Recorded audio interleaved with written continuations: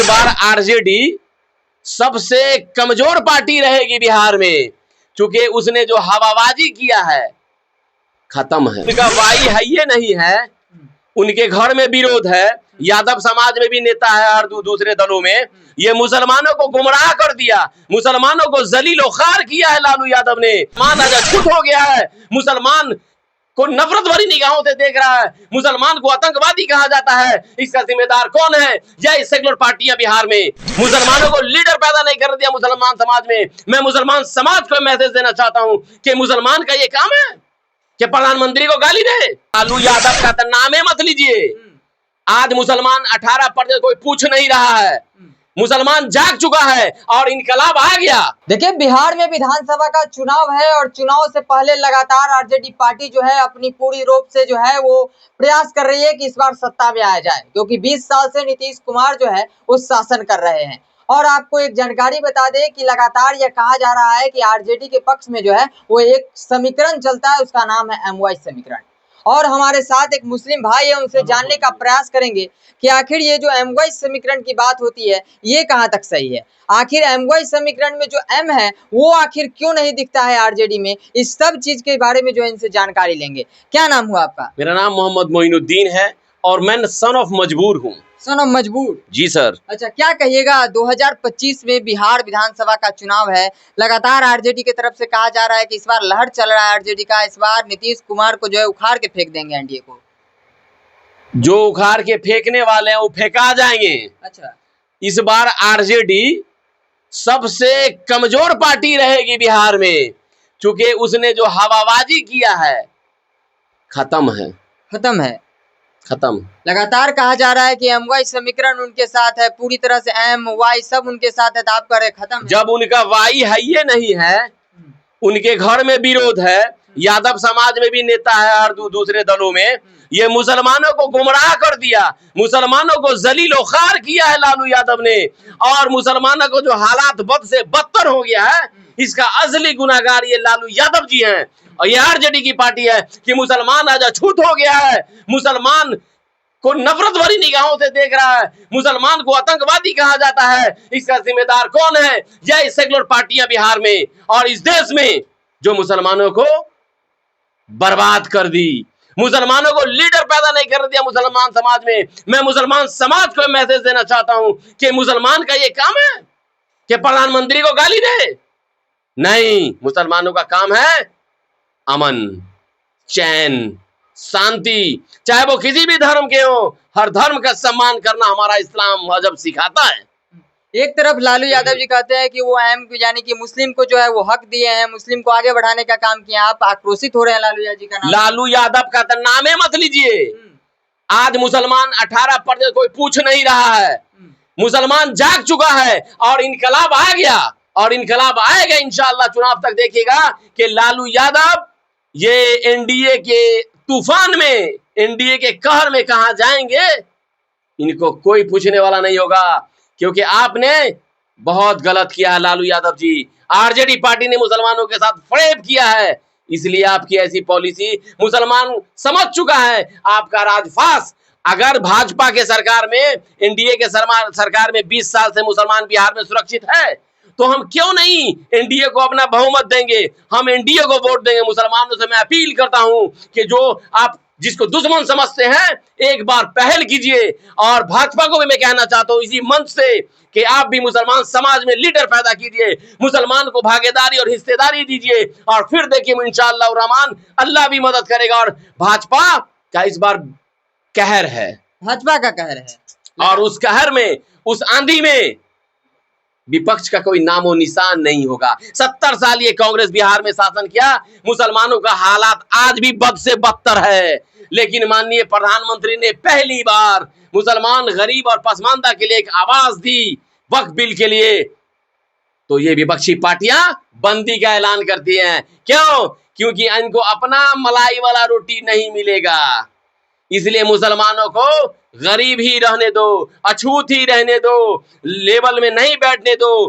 क्या 18% वाले को डिप्टी सीएम बनने का हक नहीं है? क्या इसको भाजपा में जाके राजनीति करने का राइट नहीं है?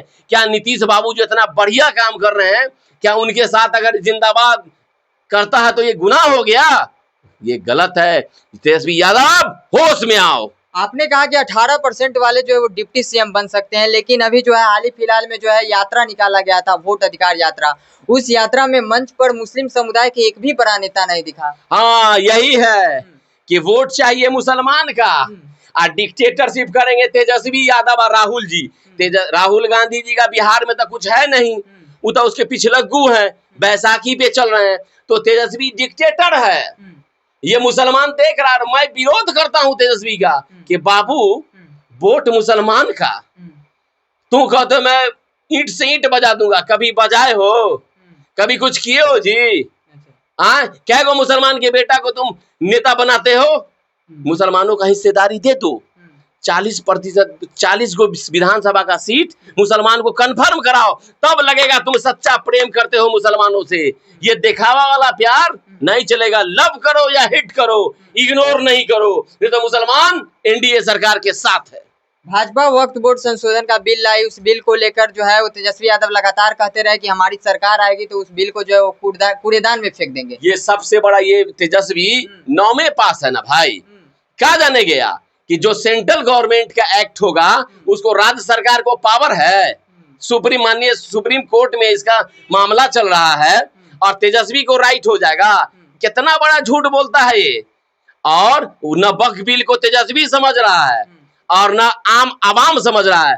तो मैं नीतीश कुमार जी से निवेदन करता हूं कि मुसलमानों के दिमाग में जो गंदगी बैठाल दिया, इसको माइंड वॉश करना होगा। बड़ा बड़ा एलईडी स्क्रीन के जरिए बताना होगा कि भाई ये वक्फ बिल किसके लिए है? गरीब, कमजोर, पसमानदा मुसलमानों के लिए ये संजीवनी का काम करेगा। उसको नया जीवन मिलेगा, समाज के मुख्य धारा से वो जुड़ेगा और उसका गरीबी दूर होगा। जो आरजेडी नहीं चाहती है, वो चाहती है कि तुम मेरा दरी बिछाओ, मेरा जाजिम बिछाओ, मेरे लिए कुर्सी साफ करो, मेरा बाजा ठीक करो। क्या तुम्हारा मुसलमान गुलाम है? मैं ललकारता हूं अपने मुसलमान समाज को कि इनकलाब लाइए अपने घर में, अपने गांव में और लीडर पैदा कीजिए। आज अगर इस बार एनडीए को हम लोग पूर्ण बहुमत देते हैं तो वो दुश्मन नहीं रहेगा। हमारा शरीयत कहता है कि दुश्मन भी तुम्हारे दरवाजे आए तो उसको ऊंचा बिस्तर दो। तो मुसलमानों को चाहिए भरपूर समर्थन कर दे भारतीय जनता पार्टी का, भारतीय जनता पार्टी एनडीए का। एनडीए के मुखिया अभी नीतीश कुमार हैं। तो मुसलमानों को चाहिए, और ईमानदारी की बात है भैया कि काम किए हैं इन्होंने, तो काम के बुनियाद पर तो वोट बनता है। इन्होंने मुसलमान के लिए काम नहीं किया। तेजस्वी यादव तो लगातार यही कर रहे हैं। मुसलमान के लिए जो काम हुआ वो नीतीश बाबू किए हैं। कब्रिस्तान को देख लीजिए, अल्पसंख्यक लोन दे लीजिए, मदरसा टीचर, कितना बड़ा काम हुआ है। 4,000 5,000 मिलता था, आज 60,000 70,000 मिल रहा है मौलाना सबको। एकदम गदगद है सब। इतना मदरसा का अप्रूवल हुआ। उसके बाद लड़की मदरसा में लड़की सबको साइकिल, पोशाक, खिचड़ी। किसका देन है भाई? किसका देन है? नीतीश कुमार जी का देन है। तो जो अच्छा काम किए उसके लिए प्रशंसा करना बनता है और मुस्लिम समाज को आगे आना होगा। एनडीए का झंडा थामिए, एनडीए का झंडा थामिए और आरजेडी को बाय बाय बोलिए। और पहली बार अगर मुसलमान दिल से सपोर्ट कर दिया तो बिहार में आरजेडी पार्टी समाप्त हो जाएगी। आरजेडी पार्टी समाप्त हो जाएगी और मुसलमान का एक वकार, एक रुतबा वापस आएगा, वापस आएगा। मैं मुसलमान को कहना चाहता हूं कि शरीयत कुरान में क्या लिखा हुआ है उसको पढ़िए और उस पर अमल कीजिए। और हम लोग भाजपा के साथ, सब मुसलमान भाई बिहार के अपने घर पर भाजपा का झंडा, नीतीश बाबू का झंडा और तिरंगा लहरा दीजिए और फिर देखिए मुसलमान वकार वापस आएगा, इज्जत मिलेगी। और नहीं तो फिर बदल देंगे इसको भी। आपने कहा कि एनडीए सरकार में जो है मुसलमान सुरक्षित है, लेकिन वहीं जो है वो विपक्ष पार्टी कहती है कि हिंदू मुस्लिम में लड़वाना चाह रही है विपक्षी ये जो सत्ता। अब देख लीजिए कि 20 साल में मैं तो बिहार में रहता हूँ, मिट्टी का बेटा हूँ, जमीन का बेटा हूँ, गरीब परिवार से आता हूँ। कितना 20 साल में कोई दंगा हुआ है? सब लोग अमन चैन से रह रहा है ना भाई। तो ये उसको सत्ता तक पहुंचने का जुगाड़ बैठा ला तेजस्वी, जो पूरा नहीं होगा। तेजस्वी का सपना पूरा अब नहीं होगा। हम बोले कि 25 से 30 नीतीश कम बैक कर रहे हैं और बहुत नंबर 1 पार्टी बनेगी बिहार की जेडीयू। और तेजस्वी यादव जी वेंटिलेटर पे अभी हैं, जानते होंगे आप कि नहीं जानते होंगे, हमको तो पता है कि जो नीतीश कुमार जो मास्टर स्टॉक खोले हर महिला को 10,000, तो महिला एकदम गदगद है, मुस्लिम भी गदगद है, सारे लोग एक तरफा वोट करेंगे और तेजस्वी यादव की पार्टी आरजेडी आपको 30 में नहीं मिलेगी। यादव के साथ कितना परसेंट यादव है? 10 से 12%। बाकी देखिए नंद किशोर यादव कहाँ हैं, नित्यानंद राय कहाँ हैं, ये सब यादव सब तो अपने, इनका भी तो समाज में पकड़ है ना, तो किसको वोट दिलवाएंगे? यादव, ये सब यादव समाज में तो टूट है, तो फिर आप किसकी बात करते हैं? तेजस्वी यादव खत्म, तेजस्वी यादव खत्म। वो कभी बिहार के मुख्यमंत्री नहीं बन सकते हैं, न उनकी पार्टी अब अगली बार विपक्ष में आएगी।